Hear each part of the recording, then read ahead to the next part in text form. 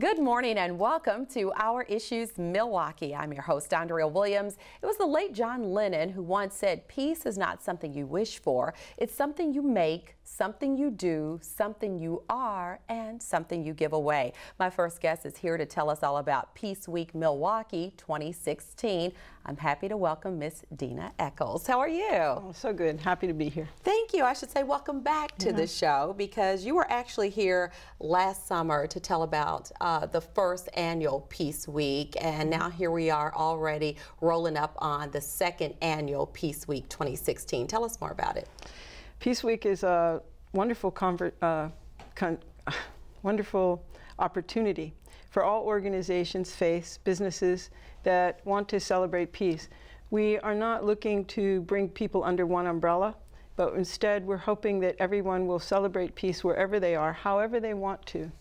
So it's a chance for people to meet one another, to collaborate, and to raise the voice of peace. Yeah, and when we look at the headlines today, not just in our city, but all over the country, all over the world, there is a great need of peace. Just we need to kind of think about it, slow down from our fast-paced lives, and really think about what we need to do as individuals to help make a difference.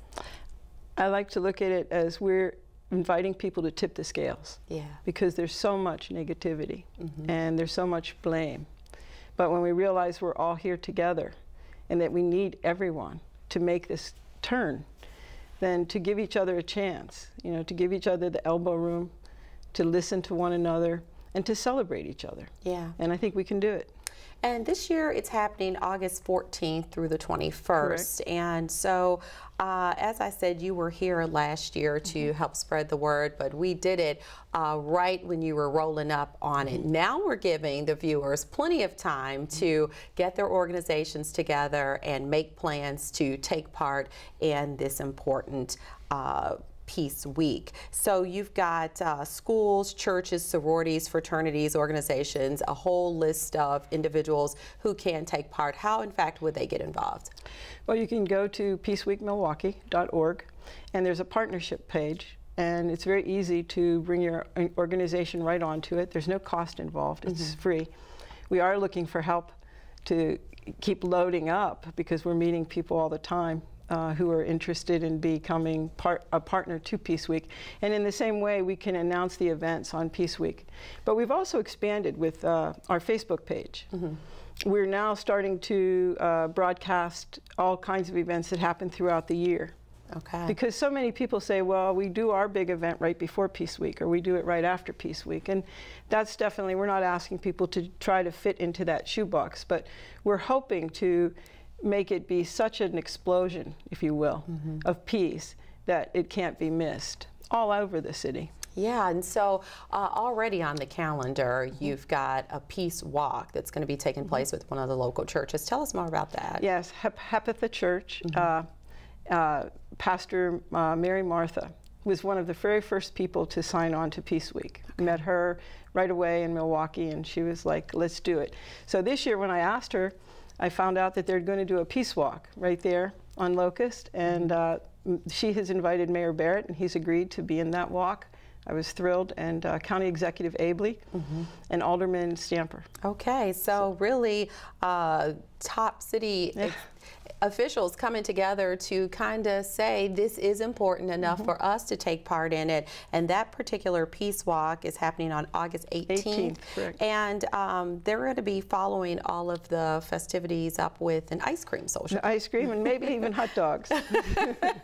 So I just need to know, if you would, Dena, explain why it was so important for you to, I know you're really humble when it comes to this, but why was it important for you to create this movement, so to speak, and bring the community together with Peace Week? Again, yeah, people were coming to my farm from Milwaukee. People didn't even know one another. And one time we were all together, and they were like, why can't we have peace like this in Milwaukee? And I said, you do, because peace exists everywhere. It's just that people of peace don't necessarily talk to one another. They aren't meeting one another. They think they're different in some way, so they're a little bit standoffish. So we started talking about what could we do. And the idea for Peace Week was born. Came up from the group, really. I didn't, have anything to do with that part of it. And then it was just like, well, now how do we begin? Because we don't have money, we don't want to take money, we don't want a central location. We really want this to be everybody's interest, So that's what it was. And now this year we've been having meetings every month at different locations. We've met at the Friends Quaker House, Meeting House. We've met in Bayview at the United Methodist. We've met at the Dominican Center. Just going everywhere. Arts at Large has hosted a gathering of our meet and greets, and that way we're meeting more and more people from around the city. Okay, and you mentioned your farm, if I'm correct, it's in Ontario? Ontario, Wisconsin. Wow, so that's about what, 3 hours away? 3.5. Wow, so I think it says a lot that you live that far away, but yet you are really doing the footwork and really trying to bring people together in a city where you don't even live. So I think that's awesome. I think I've adopted the city and it's adopted me. I love the people I meet here. And I really want to give a shout out, if I can, to some of the people who are becoming so instrumental in this. Aziza Islam, Brandon Culpepper from Pep Nation.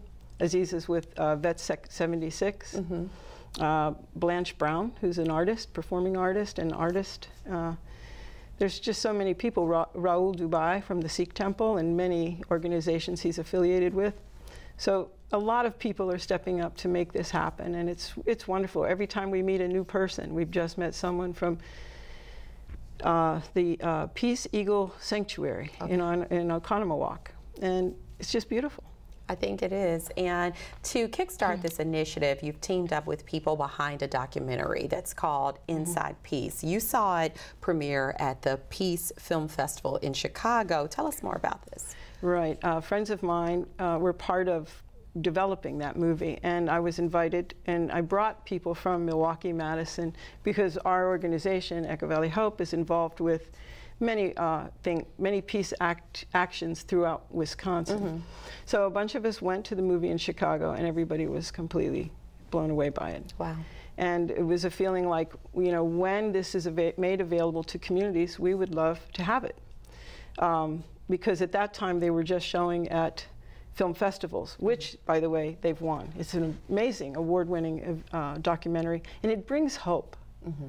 So I threw my hat in and I said, please, when it's ready. And really, we're going to be one of the first communities to show this film. And when I brought it to the Peace team and we showed the documentary trailer, which I believe we're going to show too soon, everybody was, not a question, we want to show it. And then the question was, where to? And the idea came up for North Division High School. And that just, to me, that was a perfect fit. Yeah, and you chose North Division High School not only for the fact that it's located in the 53206 zip code, which has gained national attention for having the highest incarceration rate in the country, but you really just wanted to find a location that could house a large number of people to see this outstanding piece, which we're going to take a look at right now. Okay, great.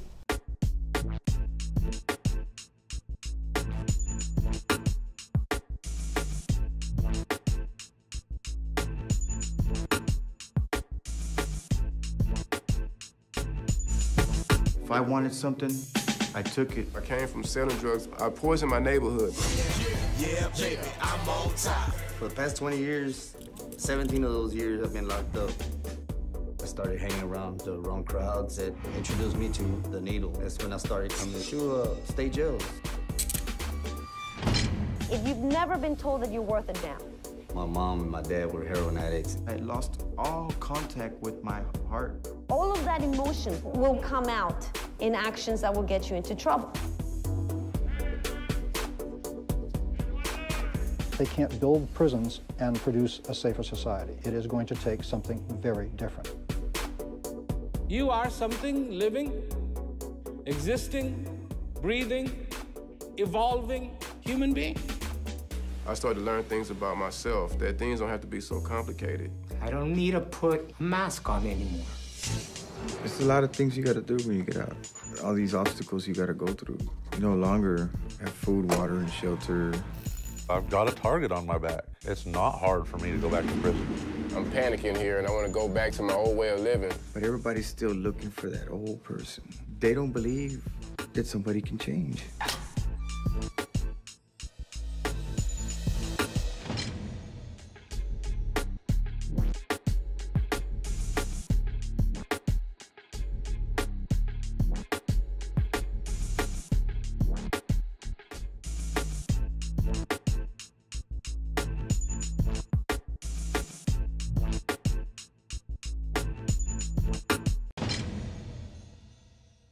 All right, so we should let everybody know this documentary is going to be shown on Saturday, June 11th, again at North Division High School. That's 1011 West Center Street. What are your hopes in showing this on June 11th?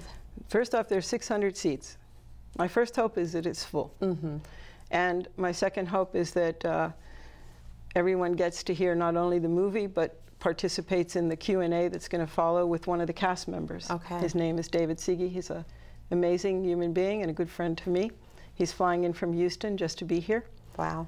And we will be offering the very peace education program that we have volunteers now in the city who can show that 10-week program. It used to be just being used in prisons, but now it's being made available in all parts of the communities. Okay, and so those particular prisoners were from the San Antonio prison, but you plan on, like you just said, having your own peace class right here in Milwaukee. Yes. Okay, so is it realistic to think that a 10-week course can help change someone's life that has been maybe behind bars for a number of different crimes?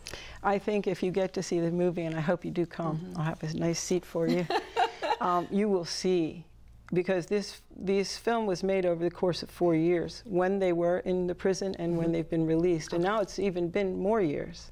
And you can see how the people handle themselves. I mean, it takes an effort for all of us. Yeah. And I always said, when the peace education program first started and I heard about it, I kept saying, why is it just for prisons? Because aren't we all in our own prison? Yeah. So yes, it's possible. And the reason it's possible isn't because of a program. It's possible because of what's inside of us.